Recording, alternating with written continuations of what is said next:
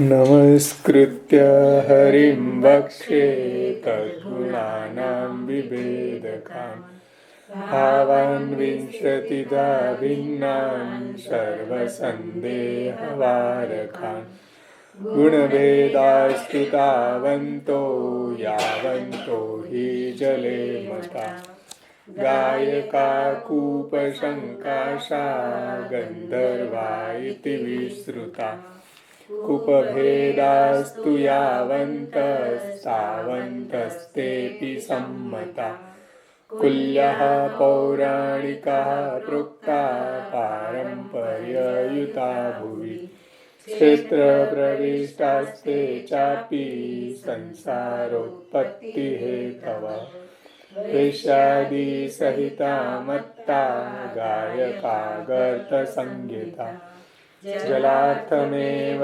गर्तास्तु नीचा गानोपजीविनः हृदास्तु पण्डिता प्रोक्ता भगवच्छास्त्रतत्परा सन्देहवारकास्तत्र सूदा गम्भीरमानसा सरः कमलसम्पूर्णा प्रेमयुक्तास्तथा मुदा अल्पश्रुता प्रेमयुक्ता वैशन्ता परिकीर्तिता कर्मशुद्धा पल्वलानि तथाल्पश्रुतभक्तयः योगध्यानादिसंयुक्ता गुणावर्ष्या प्रकीर्तिता तपोज्ञानादिभावेन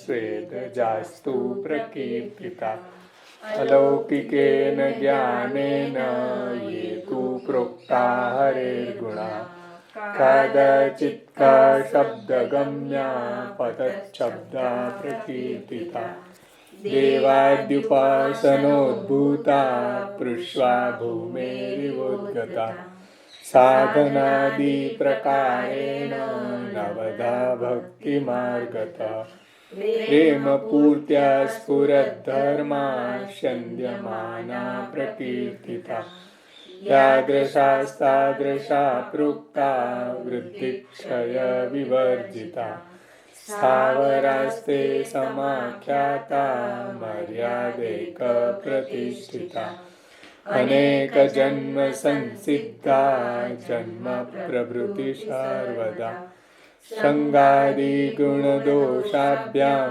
वृद्धिक्षययुता भुवि निरन्तरोद्गमयुता नद्यस्ते परिकीर्तिता एतादृशा स्वतन्त्राश्चेत् सिन्धवः परिकीर्तिता पूर्णा भगवदीयाये शेषव्यासाग्निमारुता जडनारदमैत्राद्यास्ते समुद्रा प्रकीर्तिता लोकवेदगुणैर्मिश्र भावेनैके हरेर्गुणा वर्णयन्ति समुद्रास्ते साराद्या षट्प्रकीर्तिता गुणातीततया शुद्धान् सच्चिदानन्दरूपिणः सर्वान्नेव गुणान् विष्णोर्वर्णयन्ति विचक्षणा तेऽमृतोदा समाख्यातास्तद्वाक्पानं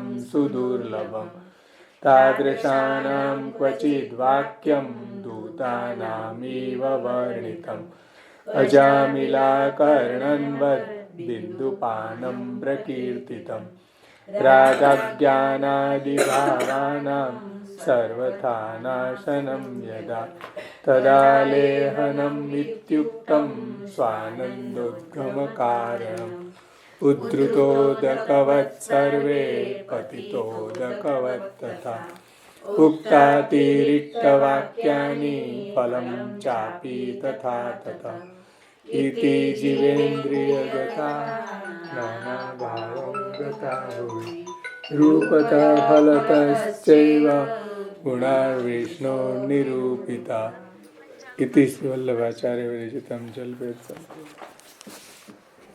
तेऽमृतोदा समाख्यातास्तद्वाक्पानं सुदुर्लभम् તેને ટીકાકાર કહે છે કે તત્વસાગર નામનો ગ્રંથ છે, તેમાં કહ્યું છે કે દુર્લભે સદગુરુ નામ તું. આવા સદગુરુ છે તે મળવા દુર્લભ છે. આ જ કારણથી ભગવાનનું સ્વરૂપ કેવું છે તો કહે નિત્ય આનંદમય છે. અને જો પુરુષોત્તમના સ્વરૂપનું જ્ઞાન ન થયું તો એવા બધા જ્ઞાન કર્મ વ્યર્થ છે. આ વાત ભગવાને ગીતાજીમાં પણ કહી છે. ઔજાનંતી માં મૂઢા માનુષીમ તનુમ આશ્રિતમ પરમ ભાવમ અજાનંતો મમ ભૂત મહેશ્વરમ. ગીતાના 9મા અધ્યાયનો 11મો શ્લોક છે. ભગવાનની આવી લોકવત લીલા જોઈને મૂર્ખ લોકોને ભ્રાંતિ થઈ જાય છે કે તેઓ ભગવાનના સ્વરૂપને જાણી શકતા નથી. જો ઇન્દ્ર જેવાને પણ ભ્રાંતિ થઈ જાય તો સામાન્ય મનુષ્યને પણ ભ્રાંતિ થઈ જાય, તેમાં તો કૈમુતિક ન્યાયથી કેવું શું. ભગવાન ગીતાના 9મા અધ્યાયના 12મા શ્લોકમાં કહે છે કે મોઘાશા મોઘ કર્માણો મોઘ જ્ઞાના વિચેતશ રાક્ષસીમ આસુરીમ ચેવ પ્રકૃતિમ મોહિનીમ શ્રિતા.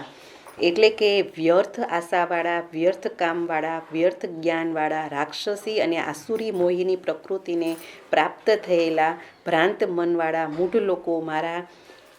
લોકો મારો શ્રેષ્ઠ ભાવ નહીં જાણવાથી માનુષ શરીર ધારણ કરેલાની મારી ભૂતોના મહેશ્વરની અવજ્ઞા કરે છે. એટલે કે ભગવાન છે તે મનુષ્યા રૂપ ધારણ કરીને ભૂતલ ઉપર જે લીલાઓ કરી છે તેની અવજ્ઞા આવા આસુરી જીવો કરે છે. મતલબ કે ભગવાનના આવા સ્વરૂપને તેઓ જાણી શકતા નથી.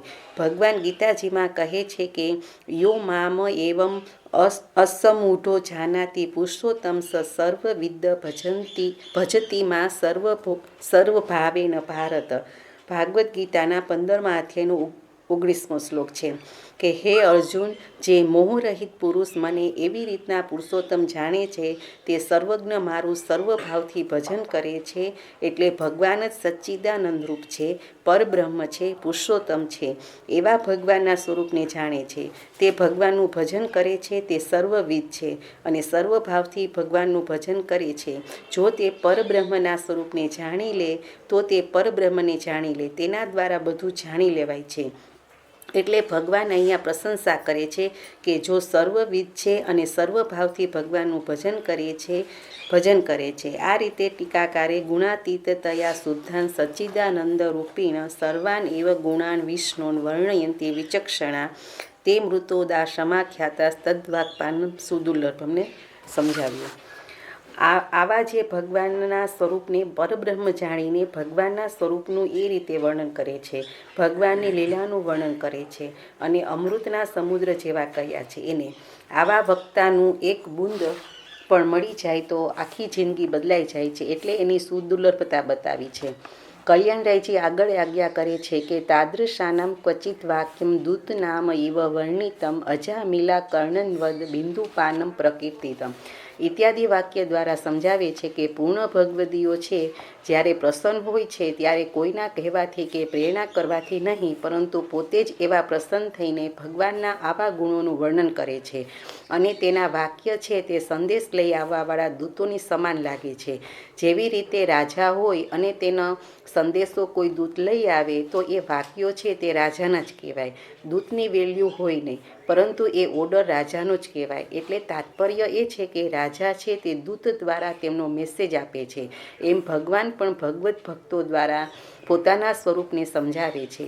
જ્યારે અમૃતોદક વક્તાના વાક્ય જ્યારે સંભળાય તો એ ભગવાનની જ વાણી છે એમ સમજવું જોઈએ. અને ભગવાન છે એ ભગવદીઓ દ્વારા કેવડાવે છે. અને આપણે ત્યાં ભગવદીઓની વાણીને પ્રમાણરૂપ ગણી છે. 84,252 ભગવદીઓમાં જેની વાણી છે તે પ્રમાણરૂપ છે. એની વાણી પણ શાસ્ત્રની જેમ આર્ષ વાક્ય છે. જેવી રીતે શાસ્ત્રની વાણી પ્રમાણરૂપ છે તેમ ભગવદીઓની વાણી પણ પ્રમાણરૂપ છે. એટલે મહાપ્રભુજીએ કીધું છે કે વિશેષતશ્ચેદ યાજ્ઞાસ્યાદ અંતઃકરણ ગોચર તદા વિશેષ ગત્યાદિ ભાવ્યમ ભિન્નંતુ દેહિકા. ક્યારેક ભગવત ભક્તો દ્વારા ભગવત સુખની પ્રેરણા મળે તો એ ભગવાન જ કહી રહ્યા છે એમ સમજવું જોઈએ. ભગવદીઓ છે તે શાસ્ત્ર અનુરૂપ જ કહેતા હોય છે. આધુનિક ભગવદીઓનો ભરોસો ન કરાય. તેમની તો પતંગ જ ચગતી હોય છે, માંજો તો ક્યાંય દેખાતો જ ન હોય. અંતઃકરણ પ્રબોધમાં શ્રી મહાપ્રભુજીએ કહ્યું છે કે આગેવ કાર્ય સતતમ સ્વામી દ્રોન્યથા ભવેત સેવકસ્ય તુ ધર્મોયમ સ્વામી સ્વસ્ય કરિષ્યતિ. મહાપ્રભુજી દ્વારા ઠાકોરજી આપણને કહેવડાવે છે. શ્રી મહાપ્રભુજીની, શ્રી ગુસાઈજીની, આપણા આચાર્યો છે હરિરાયજી, ગોકુલનાથજી, પુરુષોત્તમજી, તે બધાની વાણી આપણા માટે અમૃતોદક કહેવાય. ભગવાન છે તે ભગવદીઓ દ્વારા મેસેજને કન્વે કરાવે છે. જેવી રીતના રાજા છે તે દૂત દ્વારા પોતાનો મેસેજ આપે છે, તેમ ભગવાન પણ ભગવદીઓ દ્વારા એ વાતને જણાવે છે. એટલે આવા જે ભગવદીઓ છે ભગવાનમાં નિષ્ઠ છે, મહાપ્રભુજીમાં નિષ્ઠ છે, એ જ્યારે ભગવાનના ગુણોનું વર્ણન કરે તો એ પ્રમાણરૂપ છે. એમાં કોઈ શંકા ન કરવી જોઈએ. એટલા માટે એવું સમજવું કે જે જન્મમાં આપણને ભગવત પ્રાપ્તિ થવાની હોય તો એ જન્મમાં એવા ભગવદીઓનો સાચો સંગ મળે, નહીંતર સાચો સંગ મેળવવો મુશ્કેલ છે. મતલબ જે જન્મમાં પ્રભુએ આપણું વિચાર્યું હોય એ જન્મમાં આપણને એવો સંગ મળે, સાચી દિશામાં આપણે જઈએ, શાસ્ત્રનો સંગ મળે, ભગવદીઓનો સંગ મળે. નહીંતર આપણને રવાડે ચડાવે. આપણને એમ લાગે કે આવો સંગ મળવા છતાં પણ કેમ આપણામાં કોઈ સુધારો આવતો નથી. પરંતુ પ્રભુએ તેમનું આ જન્મમાં વિચાર્યું જ નથી. જે જન્મમાં પ્રભુએ વિચાર્યું હોય તો તેમને એમાં શ્રદ્ધા થઈ જાય, નિષ્ઠા થઈ જાય, આચરણમાં આવી જાય. 84,252 ભગવદીઓ છે તે કેવા કેવા ડિરેક્શનથી શ્રી ગુસાઈજી, શ્રી મહાપ્રભુજીના શરણે આવ્યા છે. મહાપ્રભુજીએ કેવી કેવી કન્ડિશનમાંથી તેમને બહાર કાઢે છે. 84,252 વાર્તાના પ્રસંગમાં આવે છે કે તે જેલખાનામાં હતા. તેમને સજા આપવામાં આવી તો એમને પૂછવામાં આવ્યું, છેલ્લે તમારે શું કરવું છે? તો તેમણે કહ્યું કે મારે યમુનાજીની ધારામાં સ્નાન કરવું છે. ત્યાં તેમને મહાપ્રભુજીનો સંગ થઈ ગયો અને ફાંસીની સજા ટળી ગઈ. પ્રભુએ જ્યારે એમને ફલ આપવાનું વિચાર્યું હોય ત્યારે આવા આચાર્યોનો સંગ થાય કે એવા ભગવદીઓનો સંગ થાય, નહીતર ન થાય. મુચકુંદ ભગવાનની સ્તુતિમાં કહે છે કે પોતાના સ્વરૂપમાં એકરસ સ્થિત રહેનારા હે પ્રભુ, જીવ અનાદિકાલથી એટલે કે સહસ્ત્ર પરિવત્સરથી જીવ છૂટો પડ્યો ત્યારથી જન્મ મરણના મૃત્યુના સંસાર ચક્રમાં ભટકી રહ્યો છે.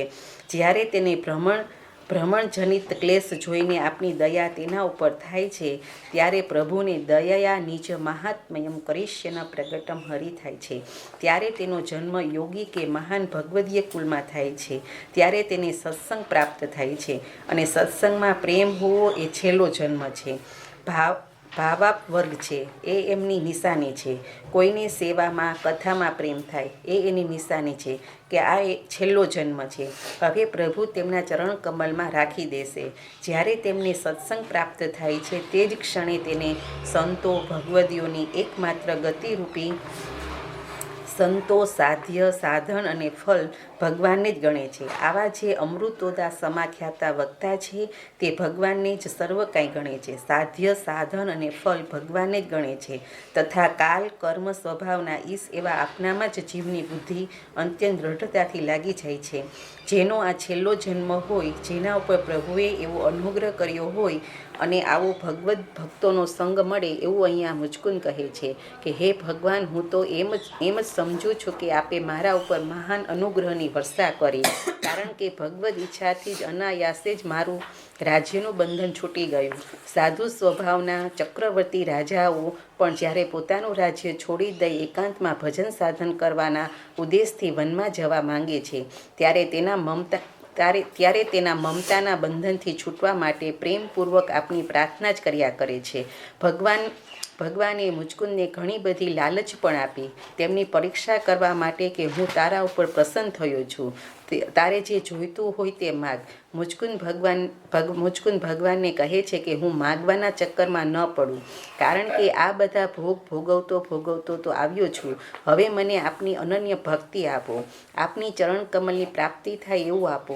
ભગવાન શ્રી કૃષ્ણે તેમને કહ્યું કે હે સાર્વભૌમ, હે મહાભાગ્ય, તમારી બુદ્ધિ શુદ્ધ અને શ્રેષ્ઠ છે. મેં વરદાન માટે તમને કહ્યું તો પણ તમારી બુદ્ધિ કામનાઓને અધીન ન થઈ. તેમણે ભગવાનની ભક્તિ માગી, ભગવાનનું ચરણ માગ્યું, પરંતુ બીજી કોઈ વસ્તુ ન માગી. જો તમને વરદાનનો લોભ કરાવ્યો તે માત્ર તમારી સાવધાનીની પરીક્ષા માટે જ હતો. મારા જે અનન્ય ભક્તો હોય છે તેમને બુદ્ધિ ક્યારેય કામનાઓથી આમ તેમ ભટકતી નથી. ભગવાને મુચકુંદને ભક્તિ જ આપી, કારણ કે મુચકુંદ ટસનો મસ ન થયો.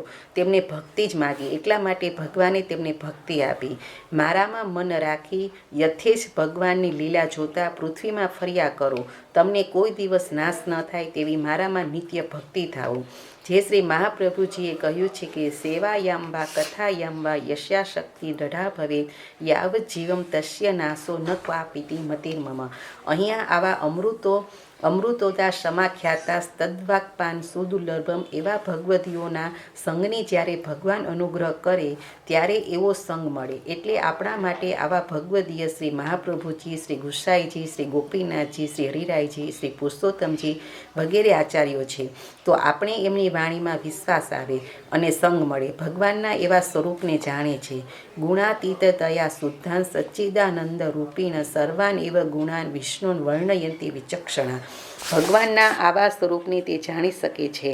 ભાગવતના બીજા કોટેશન દ્વારા સમજાવે છે કે જ્યારે ગર્ગાચાર્યજી નામ સંસ્કાર વખતે નંદરાયજીના ઘરે આવે છે ત્યારનું વાક્ય છે. નંદ બાબા શ્રી ગર્ગાચાર્યજીને કહે છે કે અમારા ઉપર એવો અનુગ્રહ કર્યો હોય ત્યારે આપણા જેવા મહાત્માઓ અમારી ઘરે આવે છે એવું નંદરાયજી કહે છે. અહીંયા ગર્ગાચાર્યજીના વાક્યો છે કે એ નામકરણ માટે આવ્યા છે અને એના વાક્યો જે શ્રવણ કરશે એ ભગવદીઓના વાક્યો છે. એટલા માટે આ કોટેશન આપ્યું છે. ભાગવત પુરાણનું 10.8.4 છે. ગર્ગાચાર્યજી પ્રભુના અને બલરામના નામકરણ કરે છે. આવા ભગવદીઓનું થોડુંક પણ વચનામૃત બિંદુપાન સમાન હોય છે. ગર્ગાચાર્યજી કહે છે કે તમારા લાલાના તો એટલા બધા નામ છે, તેમના કર્મ અનુરૂપ અનેક નામ, તેમની લીલા અનુરૂપ અનેક નામો છે. ગર્ગાચાર્યજીએ નામકરણ વખતે નંદરાયજીને કહ્યું તો આવો એક શ્લોક જો પણ સાંભળવા મળી જાય તો એનું જીવન બદલી જાય. જેમ વિષ્ણુ દૂતો એટલે કે ભગવદીઓએ ભગવાનના પાર્ષદો છે, ચતુર્ભુજ રૂપ છે, ભગવાનના જેવી જ વનમાલા ધારણ કરી છે, બાજુબંધ છે, મુકુટ ધારણ કરેલા છે, મેઘશ્યામ છે, ભગવાનના જેવી જ એમની વાણી સુમધુર છે, એના જે વાક્યો છે એ સાંભળવા પણ સુદુર્લભ છે. અમૃતોદા સમાખ્યાતા તદ્વાક્પાન સુદુર્લભને સમજવા માટે આ અજામિલનું દ્રષ્ટાંત આપ્યું છે. મહાપ્રભુજીએ દ્રષ્ટાંત આપીને સમજાવ્યું કે જુઓ, વિષ્ણુદૂતોના વાક્ય સાંભળવાથી પણ અજામિલની જિંદગી બદલી ગઈ. અજામિલ દુષ્ટ હતો, પાપી હતો, તેનો ઉદ્ધાર થવાનો કોઈ ચાન્સ હતો જ નહીં. છતાં પણ વિષ્ણુદૂતોના એટલા વાક્યો સાંભળવાથી તેમની જિંદગી બદલાઈ ગઈ, તેમની બુદ્ધિ બદલી ગઈ. તે તરત જ બધા દુસંગ ઘર છોડીને હરિદ્વાર નીકળી ગયો. ત્યાં એમને ભગવાનની ભક્તિ કરી અને મોક્ષની પ્રાપ્તિ કરી. એનું કારણ એ છે કે વિષ્ણુદૂતોના આટલા વાક્ય એટલે કે વાક્પાન સુદુર્લભમ એવું કલ્યાણરાયજી સમજાવે છે. અજામિલ દુષ્ટ અને પાપી હતો. એના ઘરે સંત મહાત્મા આવ્યા હતા અને તેમને કહ્યું કે તારા નાના છોકરાનું નામ નારાયણ રાખજે. મહાત્માએ કહ્યું કે એ પ્રમાણે તેમને તેમના નાના છોકરાનું નામ નારાયણ રાખી દીધું. જ્યારે એને મરવાનો સમય હતો ત્યારે તેમને નાનો છોકરો વધારે પ્રિય હતો, એટલે નારાયણ બેટા અહીંયા આવ એમ નારાયણ નામ લેતો હતો. તે એટલો પાપી હતો, હત્યારો હતો, ચોર હતો. તેમને કોઈ દુષ્ટ કર્મ કરવાનું બાકી રાખ્યું જ નહોતું. તેમને છેલ્લે નારાયણ નામ લીધું એટલે વિષ્ણુના દૂતો લેવા આવ્યા અને યમરાજના દૂતો પણ તેમને લેવા આવ્યા હતા. આ બંને દૂતો વચ્ચે સંવાદ થયો. અજામિલ આ સંવાદ સાંભળતો હતો. યમરાજાના દૂતો કહે છે કે આની જિંદગીમાં કોઈ સારું કામ કર્યું નથી, એટલે અમે એને લઈ જશું. વિષ્ણુ દૂતો કહે તમને ભગવાનના મહિમાની ખબર નથી. આને છેલ્લે મરતી વખતે નારાયણનું નામ બોલ્યો છે, એટલે અમે તેમને આને લઈ જવા નહીં દઈએ. બસ આટલો સવાલ તેમને સાંભળ્યો ત્યાં તો તેમની જિંદગી બદલી ગઈ. નારાયણનું નામ છે તે બધા અશુભોને હરવાવાળું છે. ભાગવતજીમાં તેમનું વિસ્તારથી વર્ણન કર્યું છે. વિષ્ણુદૂતો કહે કે યમદૂતો, આ અજામિલ કરોડો જન્મનું પ્રાયશ્ચિત કરી ચૂક્યો છે, કેમ કે એને મહામંગલ ભગવાનનું નામ એને લીધું છે. ભલે ને પછી તે વિવશ થઈને લીધું હોય. જે વખતે એ નારાયણ એ 4 અક્ષરવાળું ભગવાનનું નામ તે બોલ્યો એ જ વખતે તે પાપીના સમસ્ત પાપોનું નિવારણ થઈ ચૂક્યું. ચોર, મદિરા પીનાર, મિત્રનો દ્રોહ કરનાર, બ્રહ્મહત્યા કરનાર, સાવકીમાનો સંગ કરનાર, સ્ત્રી, રાજા, પિતા અને ગાયને મારવાવાળો ગમે તેવો પાપી હોય, ગમે તેવડો મોટો પાપી હોય, તો એ બધાને માટે આટલું જ સૌથી મોટું પ્રાયશ્ચિત છે કે ભગવાનના નામનું ઉચ્ચારણ કરવામાં આવે. ગમે તેવો હત્યારો હોય, કારણ કે વેદ પણ ના પાડી દે છે, પાપી ન પુનાતિ વેદમ, વેદ પણ પવિત્ર ન કરી શકે, એને ભગવાનનું નામ પવિત્ર કરી દે છે. કારણ કે ભગવાનના નામના ઉચ્ચારણ થી મનુષ્યની બુદ્ધિ ભગવાનના ગુણ, લીલા અને સ્વરૂપમાં લાગી જાય છે અને સ્વયં ભગવાનની એના પ્રત્યે આત્મીય બુદ્ધિ થઈ જાય છે. આવો ભગવાનનો મહિમા તમે જાણતા નથી, એટલે તમે અજામિલને લઈ જઈ નહીં શકો. આ રીતે કહીને વિષ્ણુદૂતોએ યમદૂતોને ભગાડી મૂક્યા. આ રીતે અજામિલા કર્ણનવદ બિંદુપાનમ પ્રકીર્તિતમ રાગા જ્ઞાનાદિ ભાવાનમ સર્વથા નાશનમ યદા તદા લેહનમ ઇત્યુક્તમ સ્વાનંદોદ્ગમ કારણમ. અજામિલને એ ભગવત ધર્મના બિંદુપાનથી નરક સંબંધ ન થયો, પરંતુ તેમને મોક્ષ થયો અથવા તેમની શ્રેષ્ઠ ગતિ થઈ. જેવી રીતે અજામિલને વિષ્ણુદૂતોના વાક્યથી ઉત્કૃષ્ટ ફળ મળ્યું, એવી જ રીતના જો પૂર્ણ ભગવદીઓ સચ્ચિદાનંદરૂપ ભગવાનના ગુણોનું વર્ણન કરે છે, એવા ભગવદીઓના ક્ષણિક ક્ષણ પણ તેમના જીવનને બદલાવી નાખે છે અને ઉત્કૃષ્ટ ફળની પ્રાપ્તિ તેમને થાય છે, એવું અહીંયા તાત્પર્ય છે.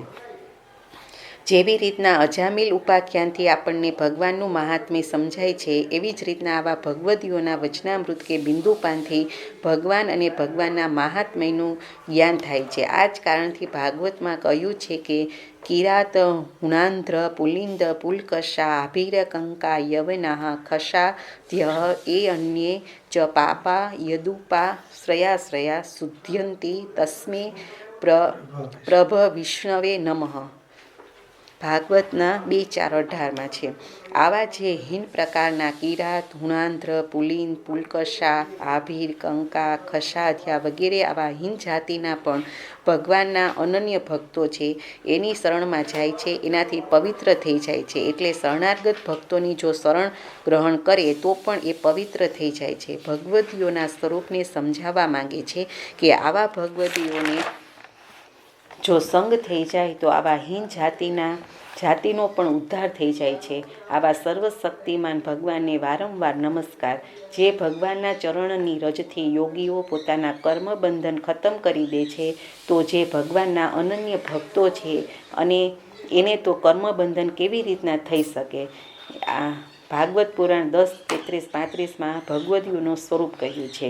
કોઈ બી વસ્તુને તમે પી જાઓ અને કોઈ બી વસ્તુને તમે ચાટો તો તમને એના ટેસ્ટમાં તરત જ ફરક પડી જશે. બિંદુપાનની અપેક્ષા વાણીનું રસાસ્વાદન કરવું એ એનાથી શ્રેષ્ઠ હોય છે. બિંદુનું એક ટીપું પડે એના કરતાં વધારે ને વધારે તેનું અવલેહન થાય, પાન થાય તો એ શ્રેષ્ઠ છે, એમ આગળ ટીકાકાર કહે છે. 19 આવશે.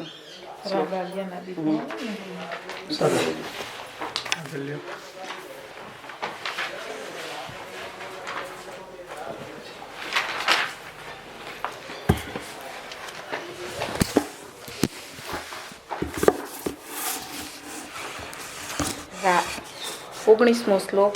રાગાજ્ઞાનાદિ ભાવાનામ સર્વથા નાશનમ યદા તદા લેહનમ ઇત્યુક્તમ સ્વાનંદોદ્ગમ કારણમ. આગળ ટીકાકાર રાગાજ્ઞાનાદિ ભાવાનામ સર્વથા નાશનમ યદા તદા લેહનમ ઇત્યુક્તમ સ્વાનંદોદ્ગમ કારણમ વગેરે શબ્દોથી ભગવદ્ ગુણગાનના રસાસ્વાદનનો પરિચય આપે છે કે રાગ પ્લસ અજ્ઞાન પ્લસ આદિ પ્લસ ભાવેનો, તેમાં બધાથી પહેલાં રાગ છે. તો રાગનો અર્થ ગૃહ પરિવારમાં સ્નેહ અથવા તો સંસારમાં આસક્તિ. તેમજ અજ્ઞાનનો અર્થ એટલે ભગવાનના સ્વરૂપનું અજ્ઞાન, ભગવાનના મહાત્મ્યનું અજ્ઞાન, તેમજ ભગવાનની લીલાનું અજ્ઞાન, ભગવાનના પરિકરનું અજ્ઞાન, ભક્તિનું અજ્ઞાન એ અજ્ઞાનનો અર્થ છે. તેમજ આદિ શબ્દનો અર્થ એ છે કે ગૃહ વગેરેમાં આસક્તિ હોવી. તો આ સમસ્ત ભાવ જ્યારે દૂર થાય છે ત્યારે ભગવાનના ગુણગાનનું પૂર્ણ રૂપથી રસાસ્વાદન થાય છે. એટલે કે જ્યારે આપણને ગૃહ વગેરેમાં આસક્તિ હોય ત્યારે આપણે ભગવાનના ગુણગાન સાંભળીએ તો એનો ટેસ્ટ આવતો નથી, તેનો નશો આવતો નથી. એમ આવા જે ભગવદીઓ છે તેની વાણીથી આપણી સંસારાસક્તિ છૂટી ગઈ હોય અને પછી એ ભગવાનના સ્વરૂપનું એટલે કે ભગવાનના સ્વરૂપનું અજ્ઞાન દૂર થઈ જાય અને ભગવાનના સ્વરૂપનું જ્યારે જ્ઞાન થઈ જાય છે ત્યારે આવા ભગવદીઓની વાણી આપણને ચાટણરૂપ લાગે છે, આનંદરૂપ લાગે છે અને એ વાણીનું અવલેહન થાય છે. એટલે આ વાત મહાપ્રભુજીએ સિદ્ધાંત મુક્તાવલીમાં કહી છે કે સંસારીયસ્તુ ભજતે સહ દૂરસ્થો યથા તથા અપેક્ષિત જલાદી નામ અભાવાત તત્ર દુઃખ ભાગ. એટલે કે ભગવાનનું ભજન કરતો હોવા છતાં પણ દુઃખી કેમ છે? તો તેનું કારણ સંસાર આસક્તિ છે. એટલે કે તેનો એક પગ સંસારમાં છે અને એક પગ ભગવત ભજનમાં છે. આથી તે દુઃખ ભોગવે છે. એમ અહીં પણ તેને ભગવાનના સ્વરૂપનું જ્ઞાન નથી અને સંસારમાં આસક્તિ છે, તેમજ ગૃહ વગેરેમાં પણ પ્રબળ આસક્તિ છે. તો આ વ્યક્તિ જ્યારે ભગવદીઓની કથા શ્રવણ કરે તો તેને સ્વાદ આવતો નથી, તેનો આનંદ આવતો નથી. એટલે કે તેને અવલેહન થતું નથી, કારણ કે તેને સંસાર આસક્તિનો તાવ આવ્યો છે. જેમ કે તાવ આવ્યો હોય ત્યારે શીરો કડવો લાગે છે. તેમાં શીરાનો દોષ નથી, પણ એ વ્યક્તિને સંસાર આસક્તિનો તાવ ચડ્યો છે, ભગવાનના સ્વરૂપના અજ્ઞાનનો તાવ આવ્યો છે. તેમજ આદિ શબ્દથી ગૃહ વગેરેની આસક્તિનો તાવ આવે છે. આથી તેમાં શીરાનો દોષ નથી, પણ આપણને સંસાર આસક્તિનો તાવ આવી ગયો છે. એટલે આપણે ભગવાનના સાચા સ્વરૂપનું જ્ઞાન થતું નથી અને ભગવદીઓની વાણી આપણને લેહનરૂપ લાગતી નથી. તેનું કારણ એ છે કે રાગા જ્ઞાનાદિ ભાવાનામ સર્વથા નાશનમ યદા તદા લેહનમ ઇત્યુક્તમ સ્વાનંદોદકમ કારણમ. થયું નથી, મતલબ કે સંસારમાંથી રાગનો નાશ થયો નથી. જો સંસારમાંથી રાગનો નાશ થઈ જાય તો સત્સંગનો ટેસ્ટ આવવા લાગે છે. એટલે મહાપ્રભુજીએ પણ ભક્તિવર્ધની ગ્રંથમાં આ જ વાત કરી છે કે સ્નેહાદ રાગ વિનાશ સ્યાદ આસક્ત્યા સ્યાદ ગૃહારુચિ. એટલે કે આપણને ભગવાનમાં પ્રેમ થયો છે તેનું થર્મોમીટર શું? તો જેવો ભગવાનમાં પ્રેમ થશે એવી સીધી જ આપણી સંસાર આસક્તિ છૂટી જશે. ભગવાનના સંબંધ સિવાય જ્યાં બી આસક્તિ હશે એ તરત જ ખતમ થશે. એ ભગવાનમાં પ્રેમ થયાનું થર્મોમીટર છે. આપણે આપણી અહંતા મમતાને એટલી વધારી દીધી છે કે તે આપણને ભગવત ભજનમાં નડે છે. આ સંસાર આસક્તિ બાધારૂપ થાય છે. આથી તેને છોડવી અહીં જરૂરી કહી છે. એટલે સિદ્ધાંત મુક્તાવલીમાં પણ મહાપ્રભુજીએ આ જ સંદર્ભ લીધો છે કે આસક્તિ છોડવા માટે શું કરવું જોઈએ? તો કહે છે કે આત્માનંદમ સમુદ્રસ્થમ કૃષ્ણમેવ વિચિંતયેત. એટલે કે ભગવાનનું ગુણગાન કરવું જોઈએ. ભગવાનનું ગુણગાન કરશો તો જ સંસાર આસક્તિ છૂટશે. એ ઉપાય મહાપ્રભુજીએ આ સિદ્ધાંત મુક્તાવલી ગ્રંથમાં બતાવ્યો છે કે પ્રભુના ગુણગાન કરો, પ્રભુની લીલાનું ચિંતન કરો, ભગવત ભક્તોનો સંગ કરો તો આપણી સંસાર આસક્તિ છૂટી જશે. હવે ટીકાકાર રાગા જ્ઞાનાદિ ભાવાનામ સર્વથા નાશનમ યદાનો બીજો અર્થ કરે છે કે અજ્ઞાનનો અર્થ એ છે અવિદ્યા, અર્થાત અવિદ્યા છે આદિમાં જે શોક, મોહ વગેરે ભાવોમાં થાય. એટલે કે જેને કારણે આપણને શોક અને મોહ થાય એ અવિદ્યાના કારણે થાય છે.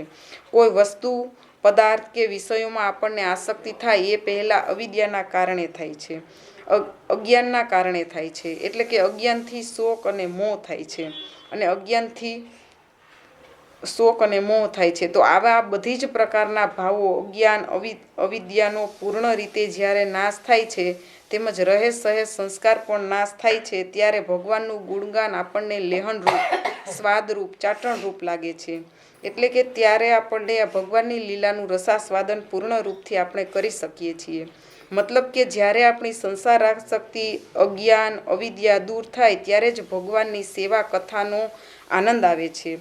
જ્યાં સુધી સંસાર આસક્તિ છૂટી ન હોય ત્યાં સુધી સેવા કથાનો આનંદ આવતો નથી, અથવા રાગ અને અજ્ઞાન વગેરે ભાવોનો સંપૂર્ણ રીતે નાશ થાય ત્યારે જ ભગવાનની કથા ગુણગાન પૂર્ણ રસાસ્વાદનથી થાય છે. કલ્યાણરાયજી અહીં કથાનો કોન્ટેક્સ લઈ રહ્યા છે, કારણ કે જલભેદ ગ્રંથ કથાના કોન્ટેક્સમાં આવી રહ્યો છે.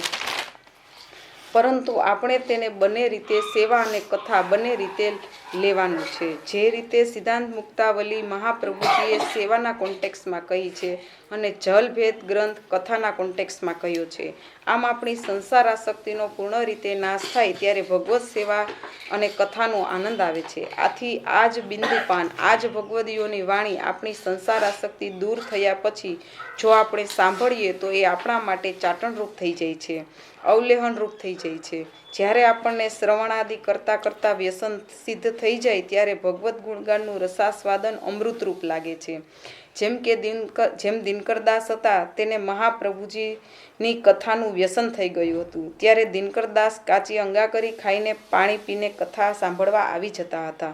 દિનકરદાસને આ કથાનું વ્યસન હતું, કારણ કે મહાપ્રભુજીનું વાણીનું તેને અવલેહન થતું હતું અને બધા ભગવદીઓને બિંદુપાન પણ અમૃતરૂપ થઈ જતું હતું. એટલે કે આ જ લેહન તેના માટે પોતાનું જીવન બની જાય છે, અમૃતમય બની જાય છે. પહેલા બિંદુપાન થાય છે, પછી રસાસ્વાદન થાય છે અને હવે આગળ તેની ઉપરની કક્ષા અમૃતરૂપ થઈ જાય છે, અમૃતરૂપ થઈ જાય છે. અહીં કથાને પણ અમૃતરૂપ કહેવામાં આવી છે. તેને સમજાવતા કહે છે કે તવ કથામૃતમ તપ્ત જીવનમ, એટલે કે તમારી કથા અમૃતરૂપ છે, એમ ગોપીજનો કહે છે. આમ ભગવાનની સેવા અને કથામાં જ્યારે આનંદ આવવા લાગે છે ત્યારે તે અવલહનરૂપ, અમૃતરૂપ બની જાય છે. હવે ટીકાકાર સ્વાનંદોદ્ગમ કારણમને સમજાવે છે કે આપણા હૃદયમાં નિત્ય ભગવાનનો આનંદ પ્રગટ રહે છે. તેથી આવો જે હૃદયમાં ભગવત ભજનનો આનંદ કે ભગવત સેવાનો આનંદ, આવા વાક્યોથી આપણા હૃદયમાં પ્રગટ થઈ જાય છે. એટલે કે ભગવદીઓના વાક્યોથી, શ્રી મહાપ્રભુજીના વાક્યોથી કે શ્રી ગુસાઈજીના વાક્યોથી આવો સેવા અને કથાનો આનંદ આપણા હૃદયમાં પ્રગટ થઈ જાય છે. એટલે ભગવદ આનંદોદ્ગમ પ્રગટ થઈ જાય છે. આપણા હૃદયમાં આનંદ છે જે પણ તે પ્રગટ ક્યારે થાય તો કહે છે કે જ્યારે આપણને ભગવદીઓનું બિંદુપાન મળી જાય, તેમજ ભગવદીઓનું વાક્ય આપણને શ્રવણ કરવાનું જ્યારે મળી જાય તો એ આનંદ પ્રગટ થઈ જાય છે. તેથી આવા ભગવદ આનંદને પ્રગટ કરવામાં ભગવદીઓનું વાક્ય કારણરૂપ બની જાય છે. જ્યારે મહાપ્રભુજી કથા કહેતા હતા ત્યારે રાજા દુબે અને માધવ દુબેને એ કથા સાંભળી ત્યારે તરત જ તેના હૃદયમાં આનંદનો નંદ મહોત્સવ થઈ ગયો અને તેને ભગવાનની એવી લીલાની અનુભૂતિ પણ થવા લાગી. એવી જ રીતે નંદદાસજી હતા, તે સાવકારની સ્ત્રીમાં આસક્ત હતા, પરંતુ નંદદાસજીએ જ્યારે ગુસાઈજીના દર્શન કર્યા ત્યારે તેના હૃદયમાં સ્વાનંદોદ્ગમ પ્રગટ થઈ ગયો. ત્યારે તે સ્ત્રી બાજુમાં બેઠી હોવા છતાં પણ નંદદાસજીએ એની સામે પણ ન જોયું. એટલા તે લીલા રસમાં નંદદાસજી મગ્ન થઈ ગયા હતા. તો આ શું છે? ખાલી ગુસાઈજીના સંસર્ગ થવાથી જ લીલાની અનુભૂતિ એમને થવા લાગી. આ જ વાત અહીં ટીકાકાર કહે છે કે સ્વાનંદોદ્ગમ કારણમ, એટલે કે હૃદયમાં જ એવો આનંદ પ્રગટ થઈ જાય છે. આ જ વાતને તૈત્તરીય ઉપનિષદ 2:7-1 કહી છે કે રસો વૈશઃ રસમ એવાયમ લબ્ધ્વા આનંદી ભવતી. મતલબ કે જે આ રસને માણે છે તથા જે આ રસને લે છે તે આનંદી બની જાય છે. આમ ભગવાન જ રસરૂપ છે, ભગવાન જ આનંદરૂપ છે, તો આવા ભગવાનના રસને પીવાવાળો પુરુષ પણ આનંદી બની જાય છે. મતલબ કે તેના હૃદયમાં આનંદ પ્રગટ થઈ જાય છે. એટલે કે તેને આવા ભગવદીઓનું વાક્ય સાંભળવા મળે તથા આચાર્યોની વાણી આપણને શ્રવણ કરવા મળે, તેમજ આપણા સંસારનો રાગ, શોક, મોહ, અજ્ઞાન વગેરે દૂર થઈ ગયું હોય ત્યારે એ જ વાણી આપણા માટે ભગવદ આનંદને પ્રગટ કરવામાં કારણ બની જાય છે. ભગવદ રસ સ્વરૂપાનંદનો અનુભવ પ્રગટ કરવામાં કારણરૂપ બની જાય છે. અને તેની ઇફેક્ટ અંદરથી કેવી થાય છે તો કહે છે કે સ્વાનંદોદ્ગમ કારણમથી થાય છે, એટલે કે આનંદના ઉદ્ગમના કારણરૂપ બની જાય છે. આથી આજ સમજાવવા માટે અહીં ટીકાકારે ઉપનિષદનું વાક્ય આપ્યું છે. હવે કલ્યાણરાયજી સ્વાનંદોદ્ગમ કારણમનો બીજો અર્થ સમજાવે છે. સ્વાનંદોદ્ગમ કારણમ એટલે શું? તો સ્વાનંદનું ઉદ્ગમ પ્રગટ થઈ જવું અથવા તો ભગવદ આનંદ હૃદયમાં પ્રગટ થઈ જવું તે સ્વાનંદોદ્ગમનું કારણ છે. અથવા જ્ઞાન માર્ગમાં જીવ જે તિરોહિત જીવનો જે તિરોહિત આનંદ છે તે પ્રગટ થઈ જાય છે. એટલે કે જ્યારે આપણે યથાગ્ને ક્ષુદ્રા આપી વિસ્ફુલિંગ્યા વ્યુચરંતી, જ્યારે આપણે ભગવાનથી છૂટા પડ્યા ત્યારે આપણી અંદર આનંદ તિરોહિત થઈ ગયો છે. જીવમાં સદ અને ચિત્ત પ્રગટ છે અને આનંદ તિરોહિત છે. તો આ જે તિરોહિત આનંદ છે તે પ્રગટ થઈ જાય છે. તો સ્વાનંદોદ્ગમ એટલે કે જે તિરોહિત આનંદ હતો તે ફરી પ્રગટ થઈ જાય છે. આપણે બ્રહ્મ સંબંધ મંત્રમાં પણ બોલીએ છીએ કે હજારો વર્ષથી છૂટો પડેલો જીવ, તેને તાપ ક્લેશનો આનંદ તિરોહિત થયો તે કયો આનંદ છે? તો એ આ આનંદ છે જે ભગવાનનો આનંદ છે, તે છે. આ ફલ જ્ઞાન માર્ગનું છે. તો આ જે તિરોહિત આનંદ છે તેને પ્રગટ કરવા માટે પણ ભગવદ્ ગુણોનું લેહન તેમાં કારણભૂત બને છે. કારણ કે બ્રહ્મભાવ પ્રાપ્ત થયા પછી તેને ભક્તિ પ્રાપ્ત થાય છે. બ્રહ્મભાવ એટલે નિર્દુષ્ટતા. તો સર્વ કાંઈ બ્રહ્મરૂપ છે એવી જ્યારે અનુભૂતિ થાય ત્યારે તે બ્રહ્મભાવ છે, નિર્દુષ્ટતા છે. આમ આવો બ્રહ્મભાવ પ્રાપ્ત થયા પછી ભક્તિ પ્રાપ્ત થાય છે. એટલે જ મહાપ્રભુજી સિદ્ધાંત મુક્તાવલીમાં કહે છે કે અતસ્તુ બ્રહ્મવાદેન કૃષ્ણે બુદ્ધિર વિધીયતામ. એટલે કે બ્રહ્મવાદ સાથે કૃષ્ણની અંદર બુદ્ધિને સ્થાપન કરવી. મતલબ કે ભગવાનને બ્રહ્મના એંગલથી સમજીને, તેનું મહાત્મય સમજીને કૃષ્ણમાં પ્રેમ કરવો જોઈએ. અહીં મહાપ્રભુજીએ બંને વાત બતાવી છે કે મહાત્મય જ્ઞાનપૂર્વક સુદૃઢ સર્વતોધિક સ્નેહો ભક્તિ. તો આ ભક્તિની જે વ્યાખ્યા છે તે સિદ્ધાંત મુક્તાવલીમાં અતસ્તુ બ્રહ્મવાદેન શબ્દોથી મહાત્મય સમજાવ્યું છે અને કૃષ્ણે બુદ્ધિર વિધીયતામ શબ્દોથી સ્નેહ સમજાવ્યો છે. મતલબ કે બ્રહ્મને જાણીને બુદ્ધિ કૃષ્ણમાં સ્થાપવાની છે, પ્રેમ કૃષ્ણમાં કરવાનો છે. કારણ કે બ્રહ્મમાં પ્રેમ ન થાય પણ કૃષ્ણમાં પ્રેમ થાય છે. આમ બ્રહ્મભાવ પ્રાપ્ત થયા પછી ભક્તિ પ્રાપ્ત થાય છે. જ્યારે આપણને ભગવાનમાં ક્રમપૂર્વક પ્રેમ, આસક્તિ અને વ્યસન સિદ્ધ થાય છે ત્યારે આપણામાંથી પ્રપંચની વિસ્મૃતિ થઈ જાય છે. પ્રપંચ એટલે જગત. જગતની વચ્ચે રહેવા છતાં પણ પ્રપંચ ભૂલાઈ જાય છે અને આપણું ચિત્ત ભગવાનમાં પ્રવણ થઈ જાય છે. જે વાત મહાપ્રભુજી ભક્તિવર્ધનીમાં કરે છે કે સ્નેહાદ રાગ વિનાશ સ્યાદ આસક્ત્યા સ્યાદ ગૃહારુચિ ગૃહસ્થાનમ બાધકત્વમ અનાત્મત્વમ ચ ભાસતે યદા સ્યાદ વ્યસનમ કૃષ્ણે કૃતાર્થ સ્યાદ તદેવહી. એટલે કે જ્યારે ભગવાનમાં પ્રેમ થાય છે ત્યારે ભગવત સંબંધ વગરનામાંથી રાગનો નાશ થઈ જાય છે અને આ જ નિરોધ અને વ્યસનનું લક્ષણ છે. આમ ભગવાનમાં પ્રેમ, આસક્તિ અને વ્યસન સિદ્ધ થાય છે ત્યારે પ્રપંચની વિસ્મૃતિ થાય છે અને પછી તે યદા સ્યાદ વ્યસનમ કૃષ્ણે કૃતાર્થ સ્યાદ તદેવી. એટલે કે પછી તે કૃતાર્થ જ થઈ જાય છે. હવે આપણે કાંઈ કરવાનું નથી. હવે જે કાંઈ કરવાનું છે તે પ્રભુ કરશે. એટલે ભગવાનમાં વ્યસન થઈ ગયું તો જીવ કૃતાર્થ જ થઈ જાય છે. આ જ કારણથી ભગવાન એકાદશ સ્કંધ 11:26-30 કહે છે કે એવમ ધર્મે મનુષ્યાણામ ઉદ્ધવ આત્મ નિવેદિનામ મયી સંજાયતે ભક્તિ કોન્યોર્થોસ્યા અવશિષ્યતે. ભગવાન કહે છે કે જેને મારી ભક્તિ પ્રાપ્ત થઈ ગઈ છે તેને હવે શું મેળવવાનું બાકી રહી જાય છે? કયો પુરુષાર્થ મેળવવાનો બાકી રહી જાય છે? તો કોઈ પુરુષાર્થ બાકી રહી જતો નથી. અને આ જ વાત મહાપ્રભુજીએ ભક્તિવર્ધનીમાં કરી છે કે જ્યારે ભગવાનમાં સ્નેહ થાય છે ત્યારે સાંસારિક વસ્તુઓમાંથી આસક્તિ દૂર થઈ જાય છે અને જ્યારે વ્યસન થાય છે ત્યારે જીવ કૃતાર્થ થઈ જાય છે. એમ અહીં ટીકાકાર કહે છે. તાત્પર્ય એ છે કે જે ગુણાતીત તયા શુદ્ધાન સચ્ચિદાનંદ રૂપીણ એટલે કે ભગવાનના આવા સ્વરૂપનું વર્ણન જે વક્તા કરે છે તેને અહીં અમૃતોદા કહ્યા છે, અમૃતના સમુદ્ર જેવા કહ્યા છે. અને તેનું થોડું બિંદુ પાન મળી જાય તો પણ આપણું જીવન બદલાઈ જાય છે. તેથી આ વક્તાની વાણીનું પાન સુદુર્લભ છે. કઈ રીતે છે? તો કહે છે કે જેમ વિષ્ણુ દૂતોનું વાક્ય સાંભળતા જ અજામિલનું જીવન બદલાઈ ગયું એમ ભગવાન સચ્ચિદાનંદરૂપ છે એમ સમજી જે ભગવાનના ગુણોનું વર્ણન કરે છે તે અમૃતોદા છે. તેથી તેનું વચનામૃત સાંભળવું અતિ સુદુર્લભ છે. આથી તે ક્યારેક સંભળાઈ જાય તો પણ આપણું જીવન બદલી નાખે છે. તો આ જ ભગવદીયોનું જે વાકપાન છે, જે ભગવદીયોનો સંગ આપણી સંસારાસક્તિ, શોક, મોહ, અજ્ઞાન વગેરે દૂર થયા પછી થાય ત્યારે તે અવલેહન રૂપ બની જાય છે.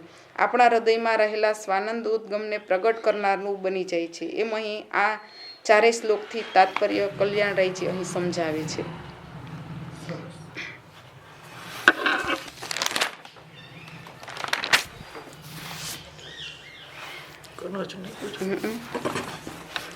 જ્યારે મહાપ્રભુજી કનોજમાં પધાર્યા ત્યારે પ્રવચન કરતા હતા તો એક પ્રવચનમાં મહાપ્રભુજીએ કહ્યું કે વ્યુત્યર્થમ નૈવ યુંજિતમ પ્રાણે કંઠ ગતેરપી. આ વાક્ય સાંભળતા જ આ સમયે પદ્મનાભદાસજીએ સંકલ્પ કરી લીધો કે આજ પછી હું આજીવિકા માટે ભાગવત કથા ક્યારેય કરીશ નહીં. મતલબ કે મહાપ્રભુજીનું એક બિંદુપાન માત્રથી જ પદ્મનાભદાસજીનું જીવન બદલાઈ ગયું. એવી જ રીતે વિષ્ણુદાસ છીપા છે તે અતિ હીન જાતિના છે. તેથી મહાપ્રભુજીએ વિષ્ણુદાસને કહ્યું કે તારી જ્ઞાતિનું ખાનપાન તારાથી છૂટશે. ત્યારે છીપાએ કહ્યું કે મહારાજ આજથી છોડ્યું, આજથી જ હું મારી જ્ઞાતિ સાથે વ્યવહાર નહીં રાખું. મતલબ કે આટલું વાક્ય મહાપ્રભુજીનું સાંભળતા જ તેનું જીવન બદલાઈ ગયું છે. અને આજ વિષ્ણુદાસ છીપાને મહાપ્રભુજીએ સેવાફલ નામનો ગ્રંથ ભણાવ્યો તો તેને બધા જ ગ્રંથોનું રહસ્ય સમજાઈ ગયું. આ તેની નિષ્ઠા છે. મતલબ કે મહાપ્રભુજીની વાણીનું બિંદુપાન તેને મળ્યું તો પણ તેની જીવન બદલાઈ ગયું. 84,252 વૈષ્ણવોમાં ઘણાને મહાપ્રભુજી ગુસાઈજીની વાણીનું બિંદુપાન મળ્યું છે તો તેના જીવન પણ બદલાઈ ગયા છે અને તેનાથી બધું જ છૂટી ગયું છે.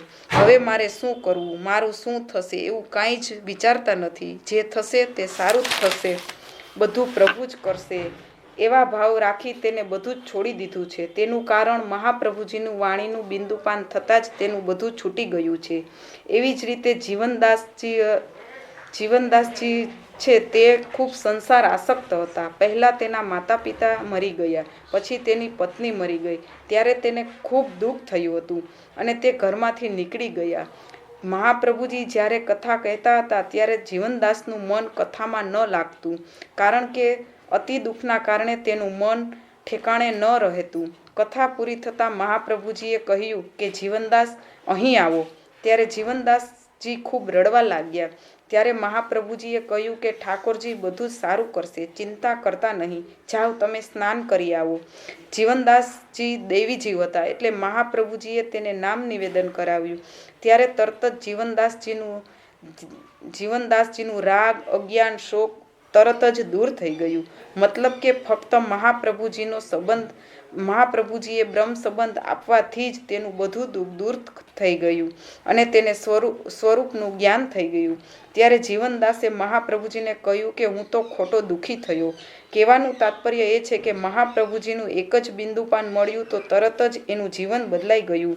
તેની સંસાર આસક્તિ ખતમ થઈ ગઈ અને તરત જ તે મહાપ્રભુજીના શરણે આવ્યા. તો આ જ બિંદુપાન છે. એ આપણા 252-84 ભગવદીઓના પ્રસંગ દ્વારા સમજી શકાય છે. બીજું, આપણા આચાર્યોની વાણી પણ એવી જ છે. આચાર્યોની વાણી સાંભળતા જ આપણી સંસાર આસક્તિ તરત જ દૂર થઈ જાય છે અને ભગવત સ્વરૂપાનંદનો અનુભવ કરાવવામાં આ જ વાણી આપણને કારણરૂપ બની જાય છે. એમ અહીં ટીકાકાર સમજાવે છે. કઈ વિશેષ